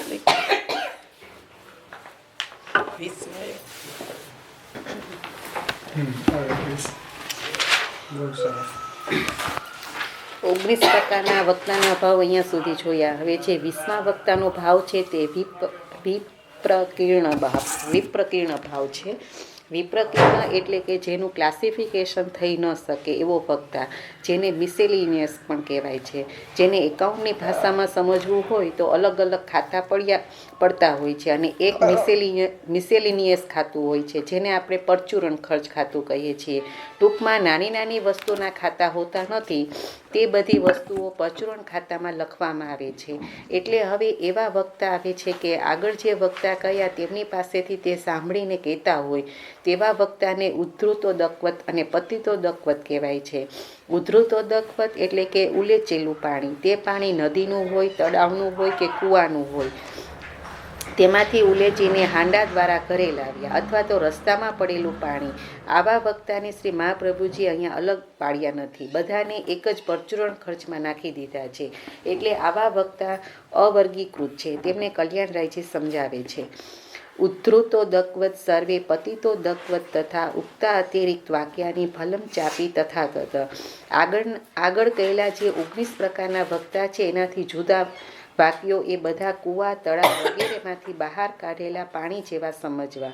એટલે કે ઉદ્ધૃતોદકવત એટલે ઉલેચેલું, અને પતિતોદકવત એટલે પડેલું, એટલે કે ભૂમિ પર પડેલું, અને પાત્રમાંથી બહાર પડેલા પાણી જેવા સમજવા. અને ફળ પણ તે પાત્ર અનુસાર તેવું જ અલ્પ મળે છે. ફોર એક્ઝામ્પલ કે કૂવામાંથી ગાગર વડે જળ લાવ્યા, પરંતુ ગાગર જ ખરાબ હોય તો કૂવાનું જળ સારું હોવા છતાં ખરાબ થઈ જશે. હવે ટીકાકાર કલ્યાણરાયજી આગળ સમજાવે છે કે 20મા પ્રકારના વક્તાનો ભાવ શ્રી આચાર્ય ચરણે ઉદ્ધૃતોદકવત સર્વે પતિતોદકવત તથા ઉક્તા અતિરિક્ત વાક્યાની ફલમ ચાપી તથા તત વગેરે શબ્દો દ્વારા સમજાવે છે. આગળ 17મા શ્લોકમાં તે મૃતોદા સમાખ્યાતા તદ્વાક્યાની સુદુર્લભમ અમૃત તુલ્ય વક્તાની વાત કહી છે. આ એક વક્તાને કાઢીને, એટલે જો અમૃતનો સમુદ્ર હોય તેમાંથી તમે એક ગાગર જળ લઈ આવ્યા તો એમાં વિકાર આવશે નહીં. તે જળ એવું ને એવું જ રહે છે. એટલે આ વક્તાને છોડીને, એટલે 19 પ્રકારના જળને છોડીને ઉદ્ધૃતોદકવત અને પતિતોદકવત શા માટે કહ્યા છે? કારણ કે તેમાં આ રીતે તેના પાત્ર અનુસાર એની અંદર એવો વિકાર આવી જાય છે. આ દોષ છે તે અમૃતોદકવતને લાગુ પડશે નહીં. જેવી રીતે નદીમાંથી જળ ભરી આવ્યા તો નદી છે તે ઘરમાં નથી, નદી છે તે અપ્રત્યક્ષ છે. આપણી પાસે અત્યારે ગાગર છે, એટલે જે વક્તા નદી જેવો છે, ગંધર્વ જેવો કે પૌરાણિક છે, તે બધા વક્તાએ કથા તો કહી દીધી, પણ એની પાસેથી સાંભળીને બીજો જ્યારે આવી રહ્યો છે ત્યારે આગળનો વક્તા અપ્રત્યક્ષ છે. જેવી રીતે કૂવા કે નદીમાંથી ગાગર ભરીને જળ લાવ્યા તો એ 2-3 દિવસ પીવા માટે ઉપયોગ કરી શકીએ. તેવી જ રીતના આવા ગંધર્વો, પૌરાણિકો વગેરે જેવા વક્તાઓ છે, તેમની પાસેથી કંઈ સાંભળે અને બીજાને કહે એ પ્રમાણે એના પાત્ર અનુસાર એમને ફાયદો થાય, એટલે એવો ઉપકાર એના ઉપર થાય. આવા વક્તાના ભાવને જો યથાકથનચિત ગ્રહણ કરી લેવામાં આવે તો તેમને પતિતોદકવત કહેવામાં આવે છે. વક્તા છે તે પ્રત્યક્ષ નથી, પરંતુ તેના ભાવો, એના વાક્યો છે તે બીજા સાંભળીને કહે છે. એમ સમજી લો, નદી કે જલાશય છે તે ઘરમાં ન આવે, પરંતુ તે જલાશયમાંથી હાંડો કે ગાગર ભરી આવીએ ત્યારે એ હાંડાના પ્રમાણમાં આપણને ફળ મળે. કારણ કે નદી તો પ્રત્યક્ષ નથી, માટે 2-3 દિવસ તે જળનો ઉપયોગ કરી શકીએ, પછી તે જળ કામમાં ન આવે. એવી જ રીતના જે મોટા 18 પ્રકારના વક્તાઓ છે એની પાસેથી સાંભળે અને પછી કંઈ બીજા પાસે પ્રવચન કરે ત્યારે એના ભાવ પણ પ્રવચન સાથે ભેગા આવે છે અને એ પ્રમાણે શ્રોતાઓમાં ઇફેક્ટ થાય છે. પૌરાણિક છે, ગંધર્વ છે વગેરે જે 18 પ્રકારના વક્તા છે તેમની પાસે જાય તો સીધી ઇફેક્ટ થાય છે. કલ્યાણરાયજી બીજો અર્થ કરે છે કે ઘણીવાર વરસાદ થઈ ગયા પછી પણ જળની ધારા વહેતી હોય છે, તે ઉપરથી પડેલું જળ હોય છે, એટલે પતિતોદકવત છે. એટલે વરસાદ જ્યાં પડ્યો છે તે જગ્યાએથી એ જળ તેમની ઇફેક્ટ લઈને નીચે પડે છે. માનો કે ગિરનાર પર વરસાદ પડ્યો તો તેના પથ્થર પીળા કલરના છે, તો તે જળ છે તે પીળું થઈને આવે, કે ક્ષારવાળું થઈને આવે, કે મૂળિયા વગેરેનો કચરો લઈને આવે. એટલે જળ છે તે જે જગ્યા પર પડે છે તે જગ્યાના ગુણ દોષ લઈને આવે છે. એટલે તાત્પર્ય એ છે કે આકાશમાંથી જે જળ વરસે છે તે સીધું પ્રાપ્ત થતું નથી, પરંતુ કોઈ પર્વત, ભૂખંડ અથવા તો કોઈ ભવનની છત ઉપરથી પડેલું જળ પ્રાપ્ત થાય છે.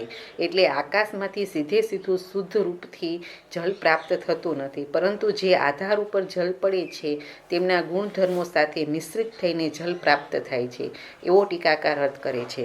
એવી જ રીતના આગળ જે 18 પ્રકારના વક્તાએ પ્રવચન કર્યું તેની પાસેથી કોઈ સાંભળીને પછી પ્રવચન કરે તો એ જેવું પાત્ર છે એ પ્રમાણે ઇફેક્ટ થશે. એટલે આવા વક્તાને શ્રી આચાર્યજીએ મિસેલિયન કહ્યા છે. અથવા કરીને ટીકાકાર બીજો અર્થ સમજાવે છે કે અમૃતોદકવત જે વક્તા છે તે સિવાયના જે બીજા 18 પ્રકારના વક્તા છે એમની પાસેથી સાંભળે અને જે પ્રવચન કરવાવાળો છે એના જેવો ભાવ છે એ તેમના પ્રવચનમાં ભળે છે અને એની ઇફેક્ટ એવી રીતના થાય છે. એટલે યથાકથનચિત જો કોઈ ગ્રહણ કરે તો તેમને ઉદ્ધૃતોદકવત કહ્યા છે. એટલે વક્તાની અનુપસ્થિત હોય અથવા તો અપ્રત્યક્ષ હોય છે, એટલે વક્તા છે તે ઉદ્ધૃતોદકવત છે. અને અને પોતે જ્યારે કહે છે ત્યારે પતિતોદકવત છે. મતલબ કે વક્તા જે સાંભળીને લઈ આવ્યો તેને અહીંયા ઉદ્ધૃતોદકવત કહ્યું છે, અને આ વક્તા જ્યારે બીજાને કહે છે ત્યારે તે પતિતોદકવત કહેવાય. 19મા પ્રકારની વક્તાની વિલક્ષણતા શ્રી મહાપ્રભુજી બતાવે છે.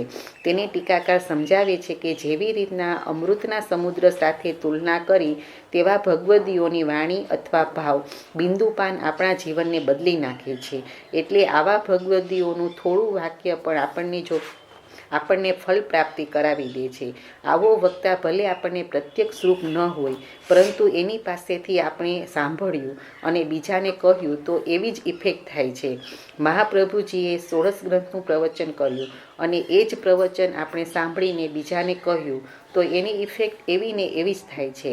એટલે કે મહાપ્રભુજીની જેવી વાણી છે એને કોઈ વૈષ્ણવ કે આચાર્ય આપણને કહે તો એ મહાપ્રભુજીની વાણી જેટલી જ ઇફેક્ટિવ હોય છે. મહાપ્રભુજીએ કહ્યું કે કૃષ્ણ સેવા સદા કાર્યા, માનસી સા પરામતા, ચેતસ તત્પ્રવણમ સેવા તત્ સિદ્ધયે તનુવિતજા. તો આ શ્રી મહાપ્રભુજીના જ વચનો છે. મહાપ્રભુજીના અભિગમની વિરુદ્ધ કોઈ કહેતું હોય કે મહાપ્રભુજીના અનઅભિપ્રેત કોઈ કહેતું હોય તો એ પછી મહાપ્રભુજીની વાણી જ ન કહેવાય. એ તો પોતાના લાભ પૂજા માટે આવા અર્થો કરે છે. પોતાની આજીવિકા ચલાવવા માટે, પોતાનો પટારો ભરવા માટે એ મહાપ્રભુજીની વાણીને માધ્યમ બનાવે છે, કારણ કે બધા લોકોને એ માન્ય છે. આ તો મહાપ્રભુજીની વાણીનો વિદ્રોહ કહેવાય. મહાપ્રભુજીની વાણીને સામે રાખીને આપણને ફસાવે છે. તેઓ મહાપ્રભુજીના, ઠાકોરજીના અને સંપ્રદાયના દ્રોહીઓ છે, પાખંડીઓ છે, ધુતારાઓ છે, દેવલક છે કે જેઓ મહાપ્રભુજીની વાણીને પોતાના લાભ પૂજા માટેના અર્થ માટે વાપરતા હોય.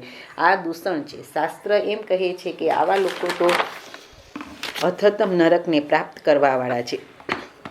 શ્રી આચાર્યજી વલ્ભાષ્ટકમમાં કહે છે કે નહન્યો વાગધીશાત શ્રુતિગણ વચસામ ભાવમ આજ્ઞાતુમ ઇષ્ટે યસ્માત સાધ્વી સ્વભાવમ પ્રગટયતી વધુરગ્રત પ્રત્યુરેવ તસ્મા શ્રી વલ્લભાખ્ય ત્વદુદિત વચનાદ અન્યથા રૂપયંતી ભ્રાંતા એત નિસર્ગ ત્રિદ્રશ્યપૂત યા કેવલાંધંત મોગા.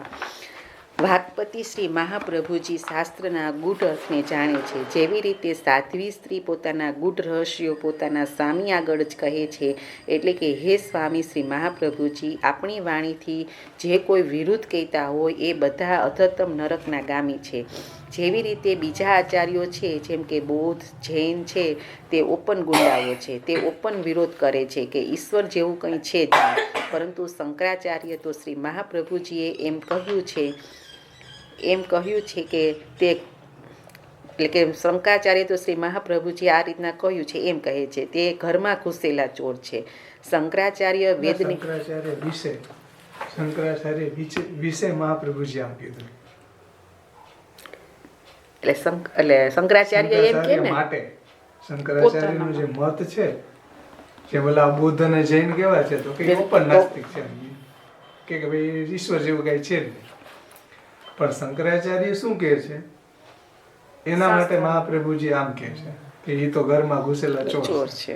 છુપી રીતે શાસ્ત્રનો આગળ રાખી અને પછી એનું ખંડન કરે છે.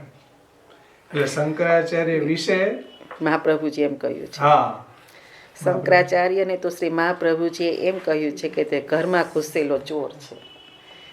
શંકરાચાર્ય વેદને આગળ રાખે, શાસ્ત્રને આગળ રાખે અને પછી પોતાના પ્રવચન કરે કે જો નિર્ગુણ નિરાકર બ્રહ્મને બતાવ્યા છે ને વેદમાં, શાસ્ત્રમાં નિરાકર બ્રહ્મને બતાવ્યા છે વેદમાં ને શાસ્ત્રમાં, જગત બધું મિથ્યા છે. આને પ્રચંડ નાસ્તિક કહેવાય. બૌદ્ધ જૈન છે તે ઓપન નાસ્તિક કહેવાય. એટલા માટે જ હરિરાયજીને ગ્રંથ લખવો પડ્યો દુસંગ વિજ્ઞાન નિરૂપણ. મહાપ્રભુજીની વાણીનું જાતે સ્વાધ્યાય કરીએ તો જ આમાંથી બચી શકીએ. બીજા ઉપર જો ડિપેન્ડન્ટ રહો તો પતન જ થાય. મહાપ્રભુજીની વાણીને જ આપણા આચાર્યોએ સમજાવી છે. એ પ્યોર અમૃત જ છે. તેમાં જસ પણ કાંઈ તેમાં જરા પણ કાંઈ ખામી નથી કે કોઈ વિકાર નથી. કદાચ મહાપ્રભુજીની વાણી દુર્બોધ હશે, પરંતુ આપણા આચાર્યોએ સુબોધ કરીને સરળ ભાષામાં સમજાવી. મહાપ્રભુજીની વાણી એ સાક્ષાત મહાપ્રભુજીના જ શબ્દો છે. એ આપણી પાસે શાસ્ત્ર દ્વારા અવેલેબલ છે. જેવી રીતે કોઈ જળ નદીમાંથી લઈ આવ્યા અને હાંડા કે ગાગરમાં રહેલું જળ છે તેમાં જે ગુણો છે તે તેમના ઉત્પત્તિ સ્થાનમાં ગુણો છે તેવા નથી, તેમાં અંતરાય આવી જાય છે. મેઇન જે સ્ત્રોત છે ત્યાંથી ઘરે લાવ્યા તેમાં અંતરાય આવી જાય છે. મતલબ કે જળ છે તે નદીમાં ન બગડે, હાંડામાં લઈ આવ્યા તો 2-3 દિવસમાં બગડી જાય છે. તેવી રીતે ઉદાહરણ તરીકે સમજીએ કે ગંગાજીનું જળ ગંગાજીમાંથી લઈ આવીને ઘરે રાખીએ તો જળની જે આધ્યાત્મિક શક્તિ છે તે ન આવે. એના માટે ધારામાં સ્નાન કરો તો પાપ નાશ કરવાની જે આધ્યાત્મિક શક્તિ છે એ ગંગાજળ જે ઘરે લાવ્યા તેમાં ન આવે. આ જ વાત સિદ્ધાંત મુક્તાવલીમાં ટીકાકારે સમજાવી હતી કે દ્રવ્ય સંપન્ન લોકો તો હોજ બનાવે અને તેમાં ગંગાજળનું ટેન્કર નાખી દે તો પછી રોજ સ્નાન કરવાથી ગંગાજળનું ફળ મળી જાય તો કહે ના, તીર્થરૂપ ગંગાજી જ્યાં હરિદ્વાર છે ત્યાં જવું પડે. ઠીક આવી જ રીતના અમૃત તુલ્ય એ અતિરિક્ત જે ભી વક્તા છે એ વક્તાના જેવા ગુણો છે એવા ગુણો આ શ્રોતામાં આવશે નહીં. જે એ સાંભળીને આવ્યો છે એ શ્રોતામાં આવશે નહીં કે જે તે સાંભળીને આવ્યો છે. આગળ કહ્યું કે હૃદાસ્તુ પંડિતા પ્રોક્તા ભગવત શાસ્ત્ર તત્પરા સરહ કમલ સંપૂર્ણ પ્રેમ યુક્તાસ તથા બુધા. આવા વક્તાની પાસેથી સાંભળીને આવ્યો તો આ વક્તામાં જેવા ગુણો છે તેવા પેરેલ ગુણો તેમાં આવશે નહીં. થોડા અંશમાં પ્રગટ થાય છે, પરંતુ બધા ગુણો તેમાં પ્રગટ થતા નથી. જેવી રીતના ગંગાજીના જલની તીર્થરૂપતા પ્રગટ થતી નથી તેવી રીતના આને સમજવા. એટલે કે અમૃતોદકમાં આ રૂલ્સ લાગુ પડતો નથી, કારણ કે અમૃત છે તે હંમેશા બધી પરિસ્થિતિમાં અવિકારી રહે છે, અલૌકિક રહે છે. મહાપ્રભુજીના એ જ ગ્રંથો આજે આપણે મહાપ્રભુજી જેવા જ ઇફેક્ટિવ થાય છે. 600 વર્ષ પહેલાંની લખાયેલી એ જ શ્રી મહાપ્રભુજીની વાણી આજે આપણને એવી જ ઇફેક્ટિવ રહે છે. તેમાં કોઈ વિકાર આવે નહીં. સાક્ષાત શ્રી મહાપ્રભુજી જ બોલી રહ્યા છે એવું જ લાગે છે, એટલે તેમાં વિકાર આવતો નથી. અમૃતોદકની અંદર આ એમની વિલક્ષણતા બતાવી છે. જેમ કે પદ્મનાભદાસજી છે, કૃષ્ણદાસ મેઘન છે કે દામોદરદાસ અરસાનીજી છે, આવા ભગવદીઓ જ્યારે શ્રી આચાર્યજીની વાણીને સાંભળીને પાછા ભક્તોને કહેતા હોય તો એ ભક્તોને પાછી એવી જ ઇફેક્ટિવ થતી કે તેઓ ભગવત સેવા કથા પરાયણ થઈ જતા, તેમનો નિરોધ સિદ્ધ થઈ જતો. ફોર એક્ઝામ્પલ તરીકે કે રાજા દુબે અને માધવ દુબેને શ્રી આચાર્યજીએ નામ સંભળાવ્યું તો બધા શાસ્ત્રનું જ્ઞાન થઈ ગયું. ચોતરા ઉપર કથા કહેવા જતા અને તેની ભાભીઓએ તેમને મહેણું માર્યું ત્યારે એ દુઃખી થઈને રાજા દુબે અને માધવ દુબેના શરણે ગયો. ત્યારે ખાલી એક નામ આપ્યું ત્યાં તો શાસ્ત્રનું જ્ઞાન તેમને થઈ ગયું. કથાનું રહસ્ય તે જાણવા લાગ્યો, કારણ કે તે વક્તા અમૃતોદક હતા, એટલે એવી ઇફેક્ટ આવી. 252ની વાર્તામાં ચાચા હરિવંશજીના પ્રસંગમાં આવે છે કે શ્રી ગુસાઈજી એક ગામમાં પધાર્યા તો ત્યાં કોઈ વૈષ્ણવ ન મળે. ત્યારે શ્રી ગુસાઈજીએ કહ્યું કે અહીંયા ચાચાજી પધાર્યા લાગ્યા નથી, કારણ કે જે ગામમાં ચાચાજી પધાર્યા હોય ત્યાં વૈષ્ણવ થાય ને થાય જ. આ શું છે તો કહે શ્રી ગુસાઈજીના જે સેવકો છે એની વાણીમાં પણ એવું અમૃતોદકવત છે કે એના કોઈ સંગ કરે તો શ્રી ગુસાઈજી જ પ્રવચન કરી રહ્યા છે અને એને જેવું ફળ મળે એવું જ ફળ ચાચાજીના સત્સંગથી મળતું, એટલે વિલક્ષણતા છે. એટલે આ શું છે તો કે અમૃતોદા સમાખ્યાતા તદ્વાક્પાનમ સુદુર્લભમ. જે શ્રી ગુસાઈજીના સેવક છે એની વાણી પણ આવી રીતના ભગવત ભક્તોની ભક્તિ પ્રગટ કરનારી છે.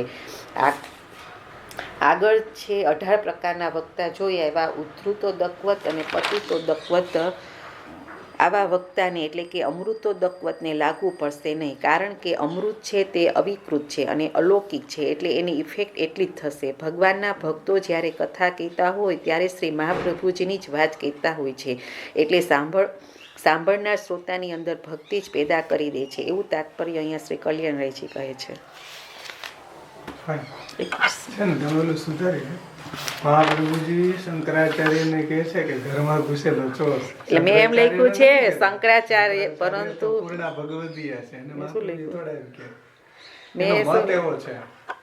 મેં શું શંકરાચાર્ય એવા નથી. એનો જે માયાવાદ છે ને એની નિંદા કરી છે. શંકરાચાર્ય તો પૂર્ણ ભગવદીઓમાં લીધા છે. એટલે તમે એમ બોલ્યા કે શંકરાચાર્ય એમ ના, મેં શું લખ્યું છે ખબર, પરંતુ શંકરાચાર્યને તો શ્રી મહાપ્રભુજીએ એમ કહ્યું છે કે તે ઘરમાં ઘૂસેલો ચોર હા છે. જોજી એવું નથી ને, એવું મહાપ્રભુજી એવું થોડું કે શંકરાચાર્ય એ તો ભગવદી છે. શંકરાચાર્યજીના મત વિશે મહાપ્રભુજી હા, એનો મત ને નિબંધમાં એવી રીતના કીધું છે કે જે માયાવાદ છે ઈ એવો છે. બૌદ્ધ ને જૈન મત એવા છે કે ઈ ઓપન નાસ્તિક છે. અને જે માયાવાદનો મત જે છે ઈ કેવો છે તો કે ખબર જ ન પડે એમ, ઉપર શાસ્ત્ર ને આગળ શાસ્ત્ર ને રાખે ને અંદરથી એનું ખંડન કરે. છેલ્લો શ્લોક શું? છેલ્લો શ્લોક 21મો છે. હું પરિચયમાંથી જ ન લીધું 2 શ્લોકનું. વાંધો 121 પેજ ઉપરથી છે. 21 ઉપસાહન લઈ લ્યો ને ઓલું લઈ લ્યો છેલ્લે. શંકરાચાર્ય માટે મહાપ્રભુ ભગવત પાદ શંકરાચાર્ય એવો શબ્દ વાપરે. ભગવત પાદ શંકરાચાર્ય એના માટે એવું માનવું છે. ભક્ત જઈ છે ને શંકરાચાર્ય તો. શિવજી જ હતા. એને તો બોલો ભગવાને આજ્ઞા કેવી આ શ્લોક લઈ કે લેવો છે તો ઘણું છે. થોડુંક છે તો કે બાકી એના માટે મહાપ્રભુ બહુ માનવાચક જો કે છે. આ મોહ ફેલાવી આમ ભગવત ભાવનામાં હજી સેવા કંઈક હતું. ભગવાનની જ આજ્ઞા છે. જેમ બુદ્ધ ભગવાને બહુ ફેલાવ્યો એમ શિવજીએ ફેલાવ્યો શંકરાચાર્ય. એટલે એને પૂર્ણ ભગવદીની કેટેગરી લીધા બધા આચાર્ય. પછી તો આ છે છે છે. કીર્તન નથી લીધું. ટીકામાં આવ્યું ને આમાં પરિચયની અંદર. શું થયું? 21મો શ્લોક ઉપસંહાર. ઇતિ જીવેન્દ્રિય ગતા નાના ભાવમ ગતા ભુવિ રૂપતઃ ફલતશ્ચૈવ ગુણા વિષ્ણુર નિરૂપિતઃ. આ પ્રકારે પૃથ્વી ઉપર જીવોની ઇન્દ્રિયોમાં રહેલા રૂપથી અને ફલથી વિવિધ વક્તાના ભાવને પ્રાપ્ત થયેલા વ્યાપક વિષ્ણુના જ ગુણો અહીં નિરૂપ્યા છે. ટીકામાં કલ્યાણરાયજી ઇતિ શબ્દથી આ ગ્રંથનો ઉપસંહાર કરે છે, સમાપન કરે છે. ઇતિ શબ્દનો અર્થ ગ્રંથની સમાપ્તિમાં પણ હોઈ શકે છે અને પ્રકારવાચી પણ હોઈ શકે છે. એટલે કે આ પ્રકારે પણ ઇતિ શબ્દ વપરાય છે. ઇતિ શ્રી વલ્ભાચાર્યમ વિરિચિતમ જલભેદ સમાપ્ત. તો ઇતિ શબ્દ સમાપ્તિમાં પણ વપરાય છે અને પ્રકારવાચી પણ છે. ટીકાકાર જીવેન્દ્રિય ગતા શબ્દનો અર્થ કરે છે કે જીવ, આત્મા અને ઇન્દ્રિયોમાં જે હરિના ગુણ વ્યાપ્ત છે તે ભગવત ગુણ. એટલે કે આપણે અત્યારે ભગવાનના ગુણો સાંભળ્યા તો એ ભગવાનના ગુણો આપણા હૃદયમાં રહ્યા છે. જેની પાસેથી સાંભળ્યા હોય તે ભગવાનના ગુણો આપણી જીવ ઇન્દ્રિયોમાં આવ્યા છે અને આપણને ઇફેક્ટ પણ એવી જ રીતે થઈ છે. એટલે કે જેવો વક્તા છે તેવા જ ગુણોની ઇફેક્ટ શ્રોતાઓને પણ થાય છે. જેવા વક્તાનો ભાવ છે તેવો જ ભાવ આપણામાં પ્રગટ થાય છે. દાખલા તરીકે જે વક્તાએ આજીવિકા માટે ભગવાનના ગુણો ગાયા તો શ્રોતાઓમાં પણ એવો જ ભાવ સ્ફુરે છે. અનેક પ્રકારે એવો જ ભાવ સ્ફુરે છે. જેવા એંગલથી વક્તાએ પ્રવચન કર્યું તેવા જ ભાવ આપણામાં પ્રગટ થાય છે. અને આ ભગવદ્ ગુણ ભૂમિ અર્થાત ભક્તના અંતઃકરણ રૂપી આધાર પર સાત્વિક વગેરે અનેકવિધ પ્રકારે પ્રાપ્ત થતા ભગવાન વિષ્ણુના જ ગુણો છે. અને જે ગુણો આપણે ભગવદીઓ પાસેથી સાંભળ્યા તે ગુણ રૂપે ભગવાનના જ ગુણો છે. ભગવદ રૂપ જ છે, વિષ્ણુ રૂપ જ છે. તેથી શ્રી મહાપ્રભુજીએ આ ભગવદ્ ગુણોને સ્વરૂપતઃ અને તેનાથી જે ઇફેક્ટ થાય છે, જેવું ફલ મળે છે તેનું પણ અહીં મહાપ્રભુજીએ રૂપતઃ અને ફલતઃ બંને રીતે નિરૂપણ કર્યું છે. એટલે કે આગળ કહેલા 18 પ્રકારના જે વક્તાઓ છે તેના હૃદયમાં રહેલા જે ભાવો છે તેનું પ્રવચન કર્યું તો તે ભાવો સામે શ્રોતામાં ગયા છે. તેથી તેને એવા ભાવો અનેક રીતે ફળ આપનારા થયા છે. મતલબ કે જેવા વક્તાનો ભાવ છે તે પ્રમાણે શ્રોતાઓમાં એવી ઇફેક્ટ થાય છે. જો ભગવદીઓના એંગલથી વિચારીએ તો જ્યારે અમૃતોદક વક્તા મળી જાય અને તે ભગવાનના ગુણો કહે તો આ ભગવદ રૂપ જ હોય છે, વિષ્ણુ રૂપ જ હોય છે અને આપણામાં પણ તેની ઇફેક્ટ પણ ભક્તિને વધારનારી જ થાય છે. ભગવાનના ગુણો એક જ છે પણ પણ વક્તાના ગુણ પ્રમાણે તેની ઇફેક્ટ અલગ અલગ થઈ જાય છે. ભગવાનના ગુણો અલૌકિક છે, બધા અશુભોને હરનારા છે, પણ તે કેવા વક્તાના મોઢેથી નીકળી રહ્યા છે તે મહત્વનું છે. એવું અહીં રહસ્ય છે. તો આવા વિષ્ણુના ગુણોને શ્રી મહાપ્રભુજી અહીં નિરૂપણ કર્યા છે. પછી 4 શ્લોકથી સમાપન કરે છે ટીકાકાર. ટીકામાંથી બોલીએ.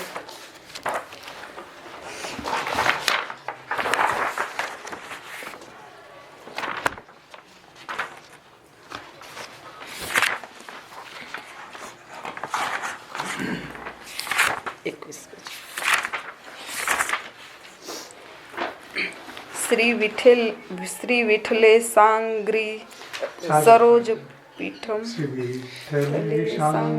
સરોજપીઠમ કલ્યાણરાયેણ મુદા પ્રણમ્ય તાતાંગ્રિપદ્મે ચ ગુરુન પિતૃયં ટીકાકૃતેયં જલભેદનામ્નઃ શ્રી ગોવિંદનુષ્ટમ છંદ પ્રોક્તા ટીકારાગવતામરો ભાવપૂર્ણામુદે આ અનુષ્ટમ માતે શ્રી ગોવિંદ સુત પ્રોક્તા ટીકારાગવતામરો ભાવપૂર્ણામુદે સુંદરી વાલ્પપાશિની મૃષોદ્યમનવદ્યમ વા બાલસ્યેવ કૃપાલવઃ ક્ષમતા વિઠ્ઠલાધીશ ચરણા પ્રભવો મમ. ઇતિ શ્રી વિઠ્ઠલેશ્વર ચરણેકતાન શ્રી કલ્યાણરાય વિરચિતા જલભેદ ટીકા સંપૂર્ણ. તેમાં પહેલા શ્લોકનો અર્થ કરે છે કે જલ સમાન ભાવોનો ભેદ જે આ જલ ભેદ ગ્રંથમાં બતાવ્યો છે તે ભાવ બતાવવા વાળો આ જલભેદ નામનો ગ્રંથ છે. બીજો, શ્રી ગુસાઈજીના ચરણ કમલનું અને પિતા સમાન એવા ગુરુને પ્રસન્નતાથી નમન કરીને કલ્યાણરાયજી કહે છે કે હું આ ટીકા લખી રહ્યો છું. ત્રીજા શ્લોકમાં ગુસાઈજીના બીજા લાલજી ગોવિંદરાયજી છે. ગુસાઈજીના બીજા લાલજી ગોવિંદરાયજી છે. તેના સૂત કલ્યાણરાયજી છે. તો કલ્યાણરાયજી દ્વારા કરાયેલી આ ટીકા હરિમાં પ્રેમ કરવાવાળા ભક્તોને પ્રિય છે. એટલે કે જે ઠાકોરજીને પ્રેમ કરવાવાળા છે, જે ઠાકોરજીમાં ભક્તિવાળા છે, તેવા ભક્તોને આ ટીકા છે તે જેમ અલ્પભાષીની સુંદરી હોય તેનું ભાષણ બધાને ગમે છે, તેમ આ મારી ટીકા બધા ભગવદીઓને ગમશે, બધાને પ્રિય લાગે, આનંદપ્રદ લાગશે, એમ અહીં કલ્યાણરાયજી કહે છે. ચોથા શ્લોકથી કહે છે કે હવે કલ્યાણરાયજી પોતાનું અહીં દૈન્ય પ્રગટ કરે છે કે મેં કંઈ અયોગ્ય કહ્યું હોય તો જેમ બાળક તોતડું બોલે તેમાં ક્યારેય અવળું બોલાઈ જાય તો તેના માતા પિતા પ્રસન્ન થાય છે, એમ અહીં પણ કલ્યાણરાયજી કહે છે કે બાલચેષ્ટાની જેમ મારા વિઠ્ઠલેશ પ્રભુ મને ક્ષમા કરશે અને આ ટીકાને એક ગુણ તરીકે જ લે એવું માને છે. જેમ બાળકની બાલચેષ્ટાઓ માતા પિતાને ગમે છે તેમ વિઠ્ઠલેશ પ્રભુ મારાથી અયોગ્ય કાંઈ કહેવાઈ ગયું હોય તો મને એ આપનો બાલક માની માફ કરશે. અને શ્રી વિઠ્ઠલેશ પ્રભુના ચરણ કમળમાં એકનિષ્ઠ શ્રી કલ્યાણરાયજી દ્વારા વિરચિત આ જલભેદ ગ્રંથની ટીકા અહીં સંપૂર્ણ થાય છે. શ્રી મહાપ્રભુજીની કૃપાથી આ જલભેદ ગ્રંથની ટીકા અહીં પૂર્ણ થાય છે.